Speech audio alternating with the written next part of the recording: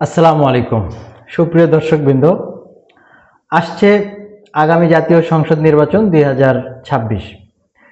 অনেক দিন পরে একটা ইনক্লুসিভ একটা নির্বাচন নিয়ে এখনই জোট নিয়ে একটা আলোচনা শুরু হয়েছে। অলরেডি আমরা দুইটা প্রধান জোট দেখতে পাচ্ছি। বিএনপি নেতৃত্বাধীন একটা জোট, জামাতের নেতৃত্বাধীন একটা জোট। এই প্রধান জোট ইতিমধ্যেই আলোচনার কেন্দ্রবিন্দুতে এসেছে। এছাড়াও ছোট ছোট অনেক দল আছে। এই দলগুলো কোন দল কোন জোটে যাচ্ছে এটা নিয়ে মানুষের ভিতরে অনেক কানাঘুষা, অনেক ধরনের আলোচনা রয়েছে। বিশেষ করে এনসিপিকে নিয়ে একটা বড় ধরনের আলোচনা আছে যে এনসিপি কোন জোটে যাচ্ছে। একবার শোনা গেল যে এনসিপি বিএনপি জোটে যাচ্ছে, আবার অনেকে বলছেন যে না, বিএনপি জোটে যাচ্ছে না, এনসিপি হয়তো শেষ মুহূর্তে জামাতের সাথে যেতে পারে। আবার এনসিপি থেকেও মাঝে মাঝে বলা হচ্ছে যে তারা হয়তো কোনো জোটে যাবে না, নিজেরাই ছোট ছোট দল নিয়ে জোট করবে। আবার বলা হচ্ছে যে না, তারা জোট করবে না, তারা এককভাবে নির্বাচন করবে। আসলে এই জোট নিয়ে এত আলোচনা কেন? আমরা বাংলাদেশের যদি সংসদীয় গণতন্ত্রের মাধ্যমে যে ইলেকশনগুলো হয়েছে সেগুলো যদি দেখি, 1991 সালের নির্বাচন, এই নির্বাচনে কোনো জোট ছিল না, কিন্তু এই নির্বাচনে কোনো দলই সংখ্যাগরিষ্ঠ আসন পায় নাই। বিএনপি 140টার মতো সিট পেয়েছিল। পরবর্তীতে জামাতের 18টা সিট ছিল, জামাতের সমর্থন নিয়ে তারা সরকার গঠন করে।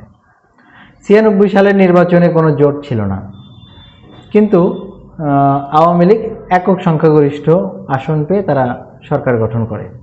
2001-এর নির্বাচনে দেখা যায় যে 2000 সালে বিএনপি তার আরও কিছু দল নিয়ে 4 দলীয় জোট গঠন করে। 4 দলীয় জোটে বিএনপি, জামাত, জাতীয় পার্টি, এরশাদ ছিল। এছাড়াও ইসলামী ঐক্য জোট নামে একটা দল ছিল, সেটার প্রধান ছিল শাইখুল হাদিস আল্লামা আজিজুল হক। পরবর্তীতে এই জোট গঠনের পরে এরশাদ জোট থেকে বিট্রে করে। পরবর্তী থেকে এরশাদের দল থেকে একজন বের হয়ে আসে, নাজিউর রহমান মঞ্জু। তাকে নিয়েই জোটটা রাখা হয় জাতীয় পার্টি মঞ্জু নামে। আমরা পরবর্তীতে মঞ্জু মারা যায়, মঞ্জুর ছেলে এখন আমরা চিনি এখনও জাতীয় পার্টিতে আছে, বিএনপি অ্যালায়েন্সে আছে। পরবর্তীতে দেখা যায় 2001-এ বিএনপি সংখ্যাগরিষ্ঠ, বিএনপির যে জোট বিপুল একটা সমর্থন নিয়ে সরকার গঠন করে, এবং এই জোটটা কিন্তু দীর্ঘদিন ছিল।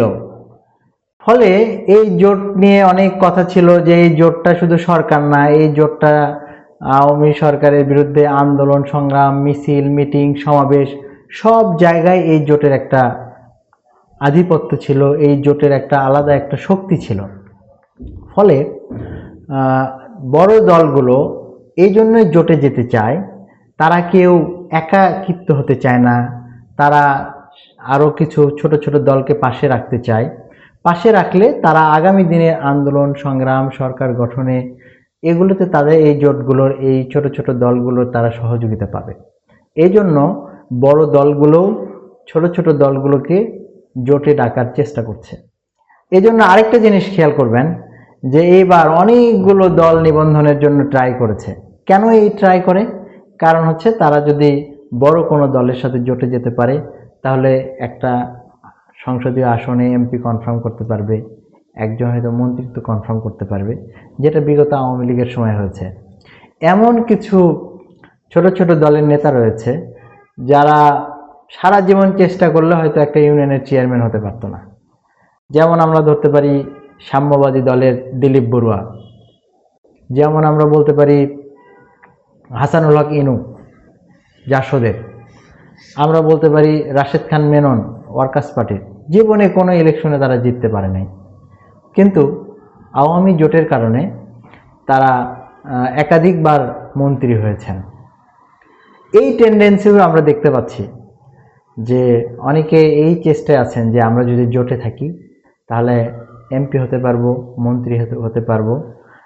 বড় দলগুলোও তাদেরকে রাখার চেষ্টা করছেন।